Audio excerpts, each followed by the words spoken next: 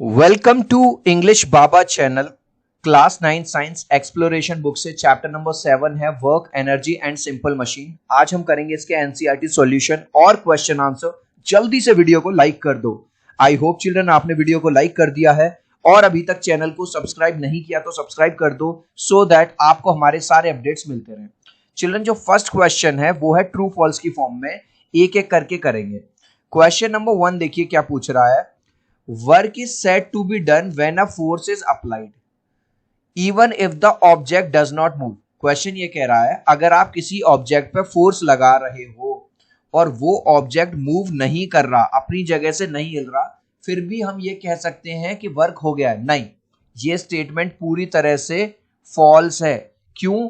क्योंकि अगर आप फोर्स लगा रहे हो और मूवमेंट नहीं हो रहा, ठीक है, तो हम कहेंगे कि वर्क नहीं हो रहा।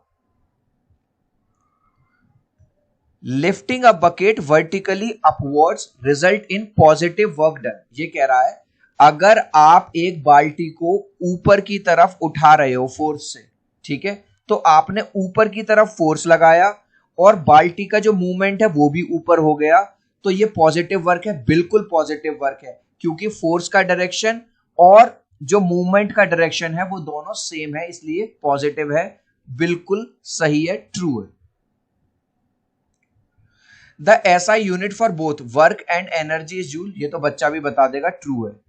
दोनों की जो यूनिट है एसआई यूनिट वो जूल है। अब मोशनलेस मतलब जो मोशन नहीं हो रहा उसमें, stretched rubber band has kinetic energy. भाई आपको पता ही होगा काइनेटिक एनर्जी का मतलब है motion, movement.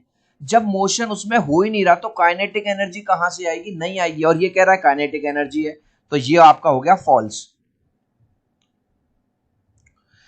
Energy can change from one form to another. ये कह रहा है एनर्जी एक फॉर्म से दूसरी फॉर्म में चेंज हो सकती है, बिल्कुल हो सकती है। जैसे इलेक्ट्रिकल एनर्जी किस में चेंज हो गई? लाइट एनर्जी में, हीट एनर्जी में। तो ये है आपका ट्रू, टी। अब इसके बाद आपको कुछ फिल इन द ब्लैंक्स दिए गए हैं, बहुत इजी हैं, ज्यादातर में बस फॉर्मूला आपको लगाना है। इनका भी आंसर देखते हैं। वर्क डन इक्वल टू क्या होता है? Force multiply displacement. तो पहले में फोर्स, दूसरे में displacement. 1 joule of work is done when force of 1 newton displaces. एक तरह से ये 1 जूल की डेफिनेशन है। The expression for kinetic energy का फॉर्मूला लगा देना बस, इसमें half mv square. Potential energy का formula mgh। Power is defined as the rate at which work is done. किस स्पीड से किस रेट पे काम हो रहा है उसको पावर कहा जा रहा है। बहुत इजी है। अब यहां से हमारे क्वेश्चन शुरू हो रहे हैं। Number 3, when a ball throne upwards reaches it's height point, highest point. इस बच्चे ने बॉल को फेंका यहां से। अब देखो यहां पे ये अपने हाईएस्ट पॉइंट पे आ गई।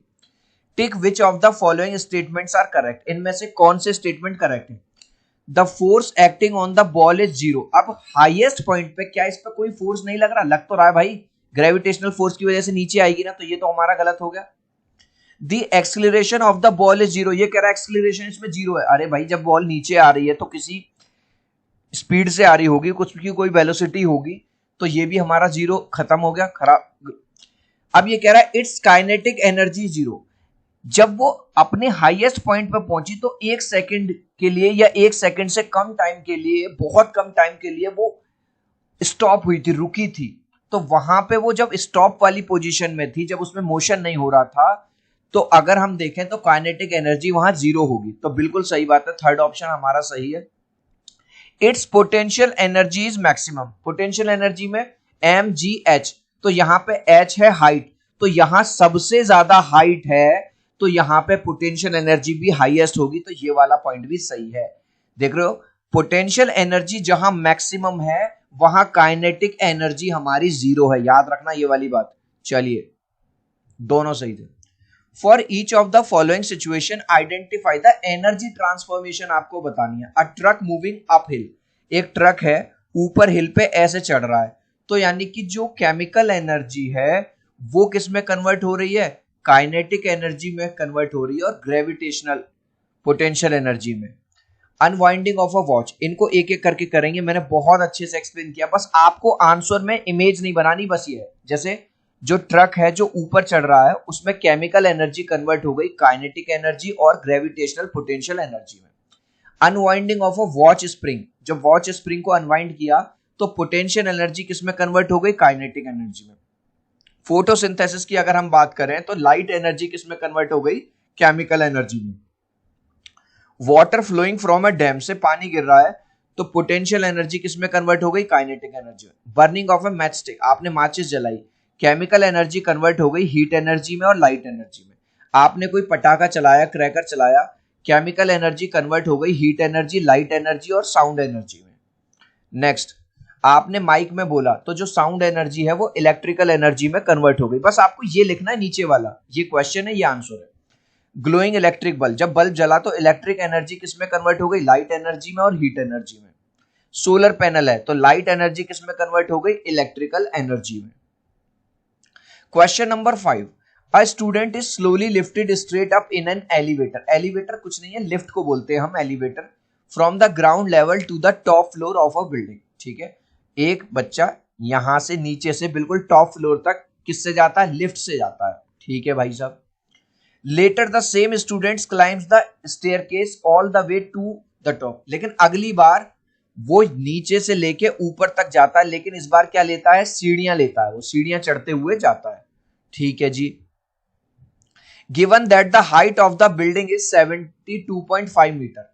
अब आप सोचो, जब वो लिफ्ट से गया तो भी उसको 72.5 मीटर ऊपर गया था, और जब सीढ़ियों से गया था तो भी 72.5 मीटर गया था, यानी दोनों में हाइट सेम रही, ठीक है। Acceleration due to gravity G इन्होंने दे दिया 10 मीटर पर सेकंड स्क्वायर, और स्टूडेंट का जो मास है वो दे दिया आपको 50 किलोग्राम, ठीक है। एम भी दे दिया, जी भी दे दिया, एच भी दे दिया।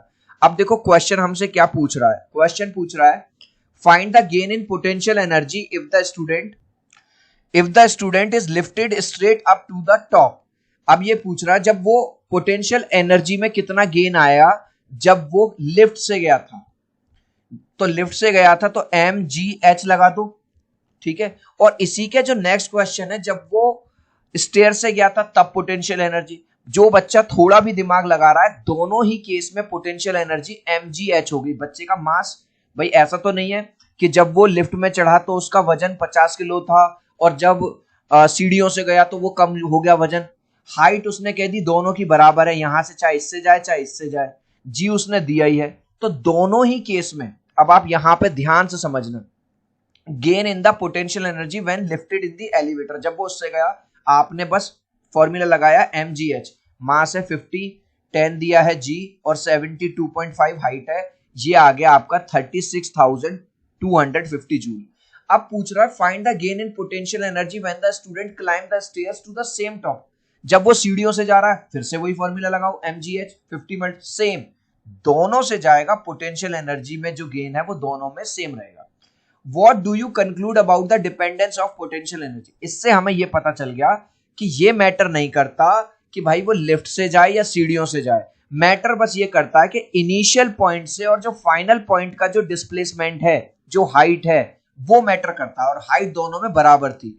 तो बस हम ये कंक्लूड निकाल देंगे, बस आपको ये लिखना, ये सब कुछ नहीं लिखना, ये लिखना है बस आपको कंक्लूजन में, potential energy depends only on the initial and final position. Start उसने कहां से किया और वो कहां पे पहुंचा, इस बात पे डिपेंड करती है, not on the path taken. इस बात पे डिपेंड नहीं करती कि वो लिफ्ट से जा रहा है कि भैया सीढ़ियों से जा रहा है, ठीक है जी। Next question, a crane lifts a mass M to the 10th floor. ये क्रेन है, ठीक है, यहां से उठाती है एक वजन को एम को और 10वें फ्लोर तक, ये रहा 10th फ्लोर, ठीक है, ले जाती है building in a certain time, मान के चलो उसको टाइम लग जाता है T. It then raises the same mass to the 20th floor of the same building in double time. लेकिन अगली बार इसी वजन को वो 20वीं मंजिल तक ले जाती है, लेकिन टाइम कितना लगता है, डबल टाइम, यानी कि इस बार टाइम लगा 2t। How much more energy and power are required.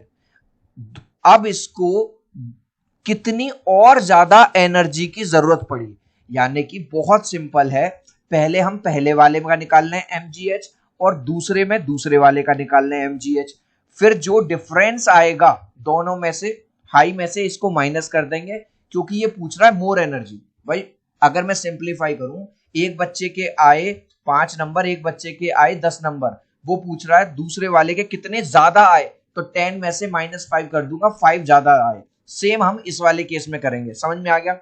तो सबसे पहले तो हम पहले वाले की निकाल ली। ये देखो 10th फ्लोर तक की निकाली हमने mgh, तो me1, इस बार एनर्जी को 1 लिख रहे हैं, ठीक है।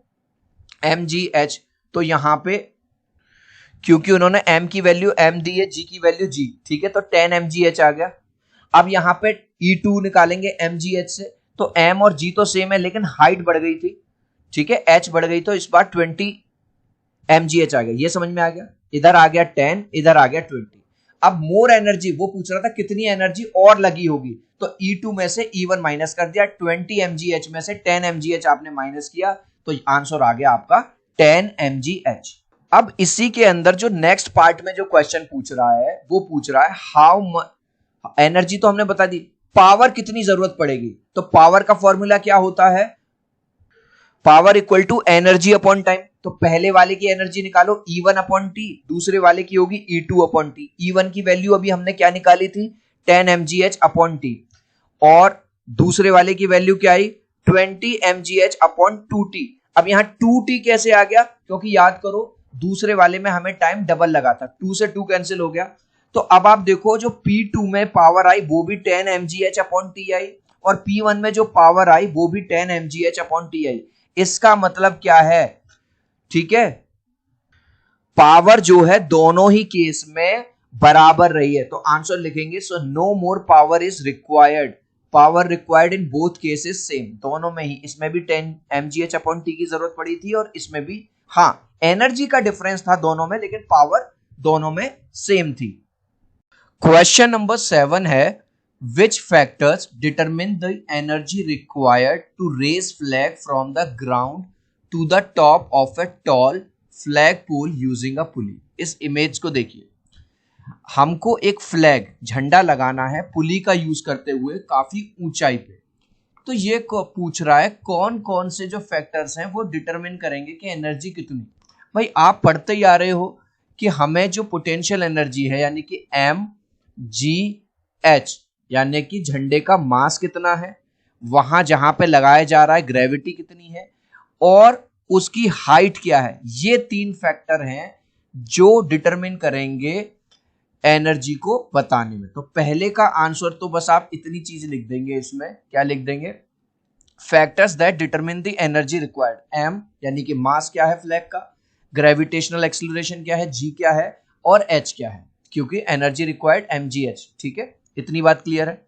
अब इसके अंदर एक क्वेश्चन और पूछ रहा है, does raising the flag slowly or quickly change the amount of work done. देखो क्वेश्चन को ध्यान से समझना, ये कह रहा है अगर हम जल्दी लगा दें और एक आदमी क्या नाम है ज्यादा टाइम ले रहा है उस झंडे को लगाने में, मान के चलो एक आदमी ले रहा है 30 मिनट, एक आदमी ले रहा है 1 घंटा उस झंडे को लगाने में, तो भी उस केस में जो वर्क डन होगा वो बराबर होगा, चाहे कोई उस काम को 30 मिनट में करे या 1 घंटे में करे। याद रखना मैं वर्क की बात कर रहा हूं, I am talking about work. और वर्क के अगर आप फॉर्मूले में भी देखें W इक्वल टू FS, इसमें कहीं पे भी टाइम नहीं आ रहा, ठीक है, टाइम का वर्क से कोई भी लेना देना नहीं है।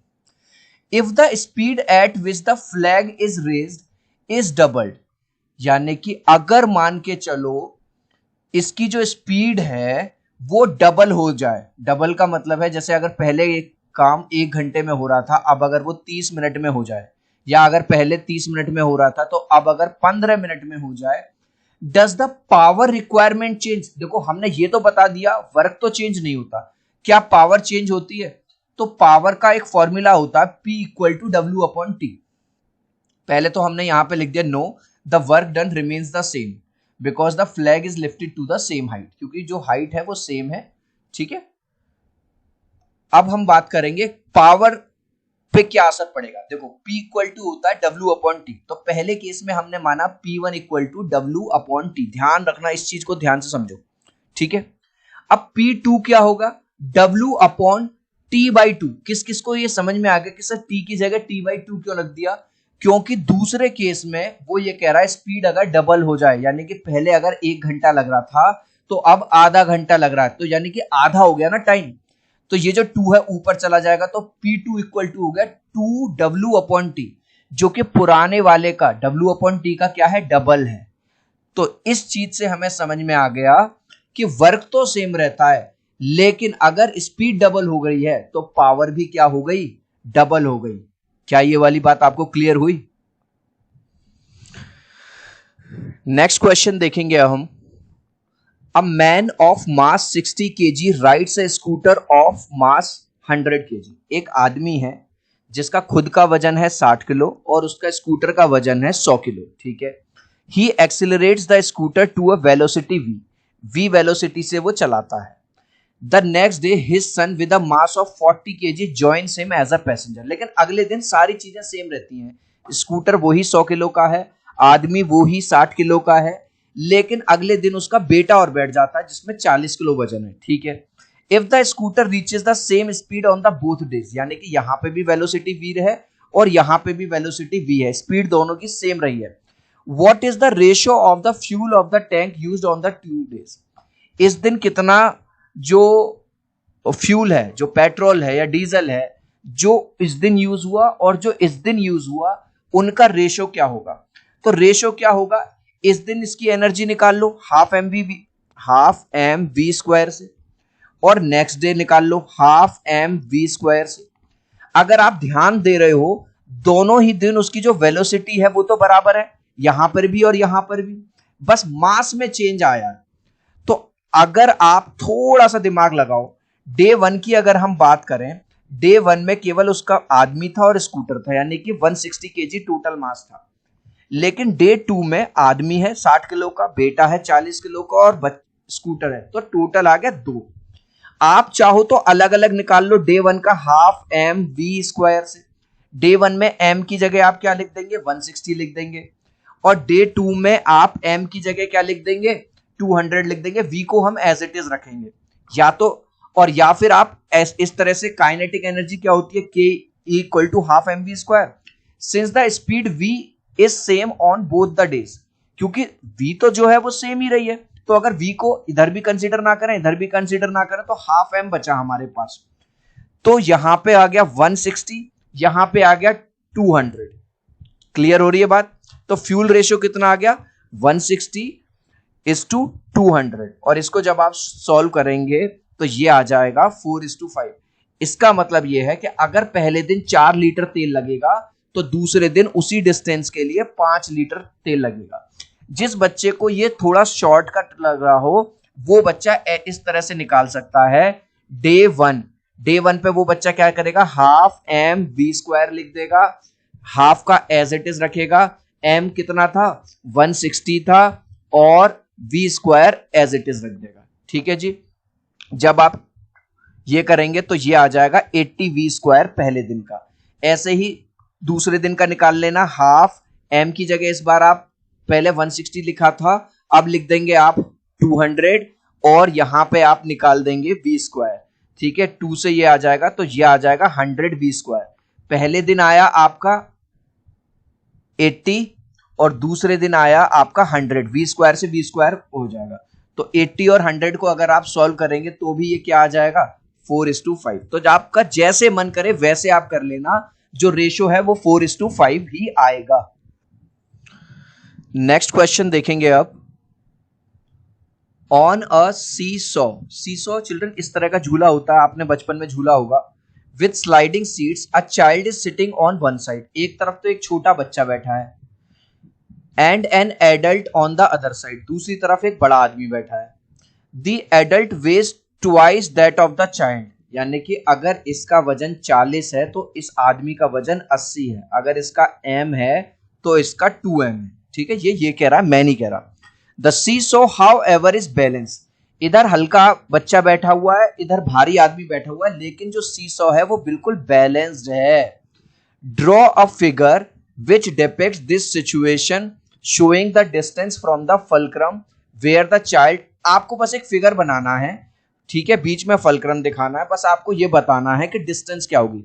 जो बच्चा थोड़ा सा दिमाग कर लगा रहा है, अगर जो सीसॉ है अगर बैलेंस है तो इसका मतलब इस साइड लगने वाला फोर्स इस साइड लगने वाले फोर्स के बराबर है F इंटू डी। इधर भी जो है, जो मास है, और सॉरी जो इधर लगने वाला जो फोर्स है वो बराबर है। अब ये होगा कैसे, यहां पे सॉल्व नहीं करना, बस आपको एक इमेज बनानी है। हमने दिखाया अपनी इस इमेज में कि जो आदमी है, जो एडल्ट है, जो इससे दोगुना वजन का है, वो अगर डी डिस्टेंस पे बैठा हुआ है तो ये इससे डबल डिस्टेंस पे बैठा हुआ है। तो देखो 2DW इधर का हो जाएगा और इधर का हो जाएगा 2DW। क्या ये वाली बात समझ में आई? क्योंकि इधर लगने वाला फोर्स और इधर लगने वाला नेट फोर्स बराबर है, इसीलिए ये क्या है, जो बैलेंस में है। आपको इस क्वेश्चन को सॉल्व करने के लिए नहीं कहा है, बस आपको एक इमेज बनानी है, तो आप बस एक इस तरह से इमेज बना देंगे। नेक्स्ट क्वेश्चन है question number 10। A ball of mass 2 kg is thrown up with a velocity of 20 metre per second. एक बॉल है चिल्ड्रन, इस बॉल को ऊपर फेंका जा रहा है, ठीक है जी। Identify the sign of the work done by gravity on the ball during its upward. जब बॉल ऊपर की तरफ जा रही है तो ग्रेविटी कहां काम कर रही होगी? चिल्ड्रन आपको पता है जो ग्रेविटी है, ग्रेविटेशनल फोर्स हमेशा नीचे की तरफ काम करती है। तो जब बॉल ऊपर जा रही है, मान के चलो बॉल यहां तक गई, उस टाइम पे जो ग्रेविटी है वो नीचे की तरफ काम कर रही है। And it's downward motion. जब बॉल नीचे आ रही है तो बॉल भी नीचे आ रही है, नीचे की तरफ आ रही है, और जो ग्रेविटी है वो तो हमेशा नीचे की तरफ लगता ही है। तो एक तरह से हम ये कह सकते हैं, जब बॉल ऊपर जा रही थी तब जो ग्रेविटी है वो नेगेटिव वर्क कर रही थी। ये चीज हमने स्टार्टिंग में पढ़ी थी कि अगर मूवमेंट और फोर्स का डायरेक्शन अलग अलग हो, देखो बॉल ऊपर की तरफ मूव कर रही है लेकिन ग्रेविटी नीचे की तरफ काम कर रही है, तो ये नेगेटिव, इसको नेगेटिव वर्क बोला जाता है। लेकिन जब बॉल नीचे आ रही है, उस केस में बॉल भी नीचे आ रही है और ग्रेविटी भी नीचे की तरफ कर रही है काम, उस चीज को बोला जाता है पॉजिटिव वर्क। तो वर्क डन आपको बस बताना था, तो इस तरह से हमने दिखा दिया। जब बॉल ऊपर जा रही है, ग्रेविटी नीचे की तरफ काम कर रही है, हमने ये एरो से दिखा दिया। और जब बॉल नीचे आ रही है तो ग्रेविटी भी नीचे की तरफ है और बॉल का मूवमेंट भी था। अगर वो आपसे ये पूछे कि इधर कौन सा वर्क हो रहा है, तो ये है नेगेटिव वर्क, ठीक है, जब बॉल ऊपर जा रही थी, और ये आएगा आपका पॉजिटिव वर्क में। क्लियर है? अब इसके अंदर एक क्वेश्चन और पूछा रहा है, if the ball reaches at a height of 19.4 metre.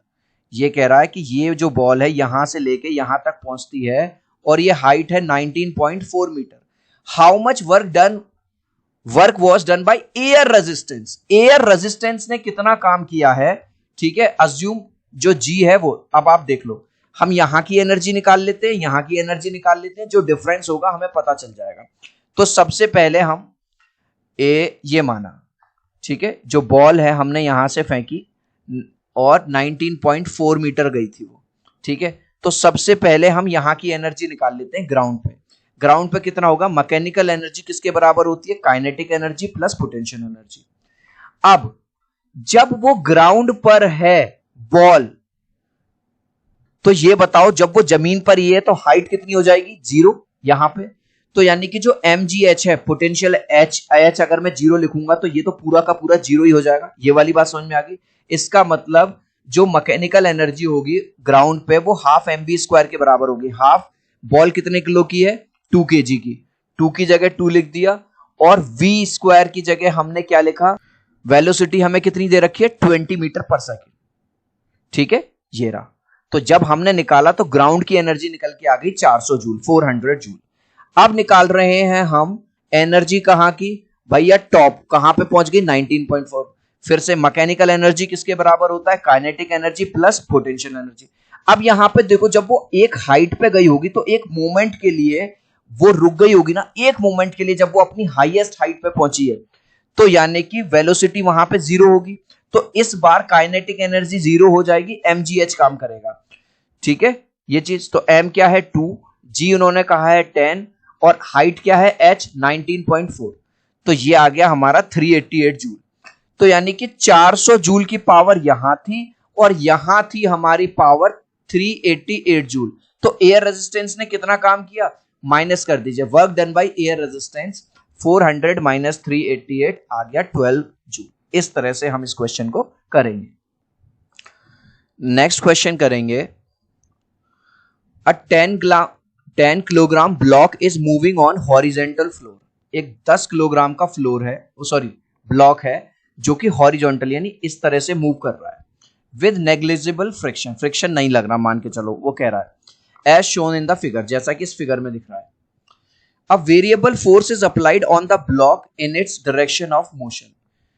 तो देखो इधर ही वो मूव कर रहा है और इस साइड ही क्या लग रहा है, फोर्स लग रहा है, अलग अलग फोर्स लग रहा है from its position 0 metre to 4 metre, यानी कि जब वो 0 मीटर से था और 4 मीटर तक आया, बार बार फोर्स लग रहा है। If the block had a kinetic energy of 180 joule when it was at 0 metre, यहां पे 0 मीटर पे जो काइनेटिक एनर्जी है वो 180 जूल की है। Find the block speed at 0 metre, 0 metre पे ब्लॉक की स्पीड बताओ और 4 मीटर पे ब्लॉक की स्पीड बताओ। तो देखो 0 मीटर पे तो इसने हमें काइनेटिक एनर्जी दी हुई है। काइनेटिक एनर्जी क्या होती है children, half M V square होती है काइनेटिक एनर्जी, जो इसने दी हुई है हमें 180। तो अगर हम इस फॉर्मूले में ये लगा दें तो यहां पे हम v निकाल सकते हैं, यानी कि स्पीड निकाल सकते हैं। चलिए पहले हम इसको निकाल देते हैं। स्पीड एट 0 मीटर क्या होगी, kinetic energy equal to half M V square. Kinetic energy इन्होंने कितनी दे दी 180, हाफ का हाफ लिख दिया, m कितना है 10, v स्क्वायर जब हम इसे सॉल्व करेंगे 36, तो v आ जाएगा हमारा 6 मीटर पर सेकेंड, यानी कि 0 मीटर पे जो ब्लॉक की स्पीड थी वो थी 6 मीटर पर सेकेंड। अब जो नेक्स्ट क्वेश्चन इसके अंदर पूछ रहा है वो पूछ रहा है 4 मीटर पे, लेकिन 4 मीटर पे इसने हमारे साथ एक खेल कर दिया, काइनेटिक एनर्जी नहीं बताई। तो सबसे पहले 4 मीटर पे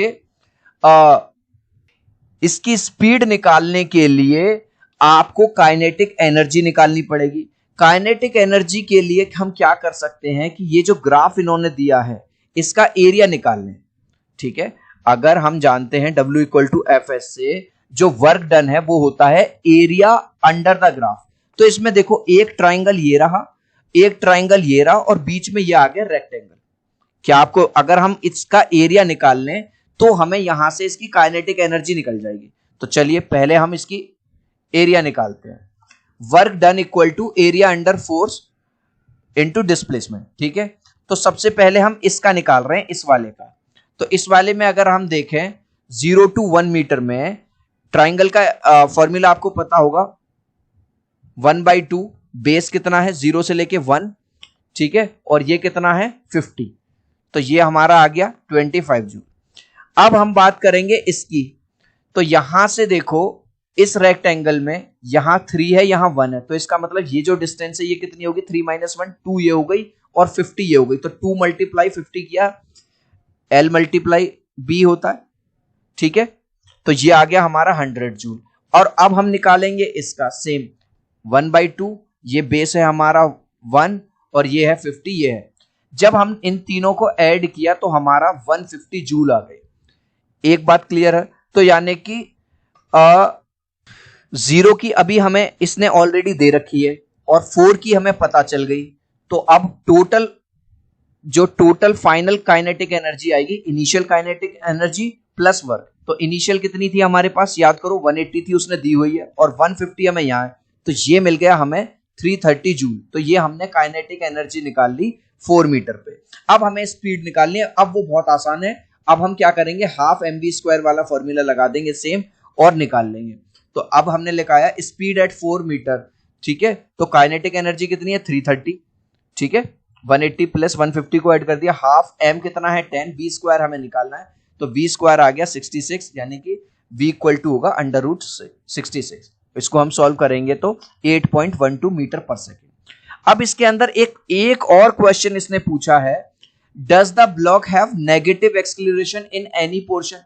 क्या कहीं पे भी नेगेटिव एक्सेलरेशन हुआ है चिल्ड्रन? स्टार्टिंग से लेके एंड तक जिस डायरेक्शन में फोर्स लग रहा है उसी डायरेक्शन में मूवमेंट हो रहा है, तो नेगेटिव एक्सेलरेशन का तो कोई सवाल ही नहीं उठता। तो हम लिख देंगे no negative acceleration. No negative acceleration जो है वो नहीं है, कोई नेगेटिव एक्सेलरेशन नहीं है, because the force is always in the direction of motion. शुरू से लेके और लास्ट तक जो फोर्स लग रहा है वो मोशन के डायरेक्शन में ही लग रहा है। नेक्स्ट क्वेश्चन है question number 12, the gravitational attraction on the surface of the moon यानी ल्यूनर सरफेस इज अबाउट 1/6। ये कह रहा है कि अगर अर्थ पे ग्रेविटी g है तो मून पे जो ग्रेविटी होती है वो g/6 हो जाती है। ठीक है, 9 जैसा लग रहा है। ठीक है, यानी कि 1/6 होती है अर्थ की।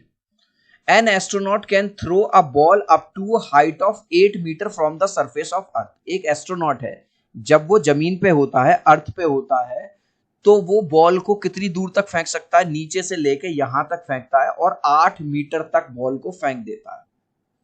ठीक है जी, ठीक है।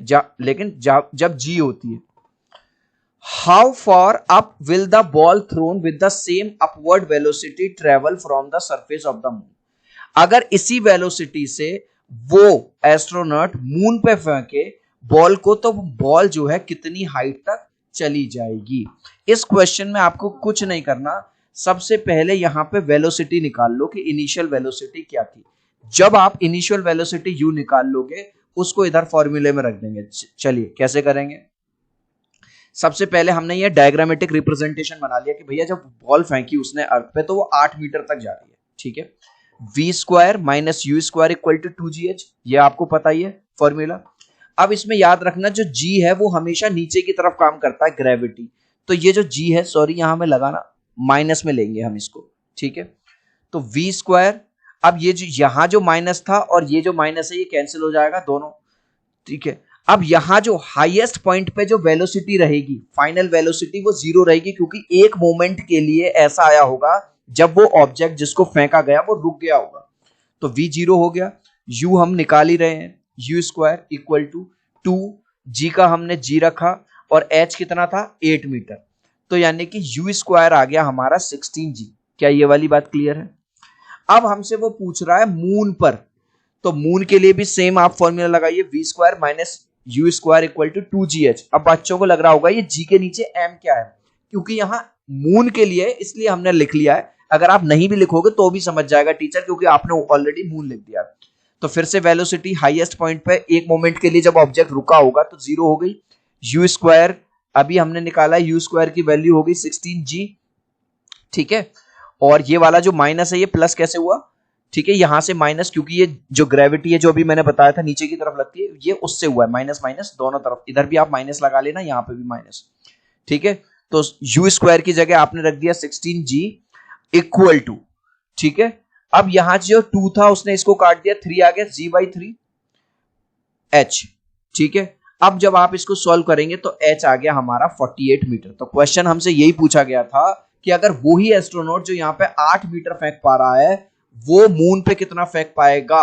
वो फेंक पाएगा 48 मीटर। अगर मोटा मोटा और दिमाग लगा रहे हो तो 8 6 जा, ग्रेविटी जो है 6 टाइम्स कम होती है, तो 6 टाइम्स ऊपर गया है हमारा ऑब्जेक्ट। ठीक है, लेकिन आपको एग्जाम में इस तरह से सॉल्व करके दिखाना है।